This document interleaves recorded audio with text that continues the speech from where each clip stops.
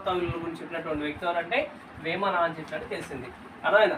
Next Dharmapuri Ramayanam, Narahari శతకం, రుకేశ్వర శతకం, నరసింహ శతకం ఎవరిది అంటే ఎవరిది? కాకుత్సం శేషప్ప కవిది అని చెప్పాలి. అర్థమైనా? నెక్స్ట్ కవి శశాంక బిరుదు ఎవరికి ఉంది అంటే ఆడపు చంద్రమౌళి అని చెప్పాలి. నెక్స్ట్ ఇంకొని చెప్పుకున్నాం ఉత్పలమాల, చంపకమాల, శార్దుల, మత్తేపం ఇవేంటంటే వృత్తాలకు చెందినటువంటివి అని చెప్పాలి. ఈ వృత్తాలకు సంబంధించిన వాటిలో ఏమని చెప్పాలి? గణాలు ఎట్లా వస్తాయంటే వరుసగా వస్తాయని చెప్పుకున్నాం. ఆ వరుసగా వచ్చే ఏంటి?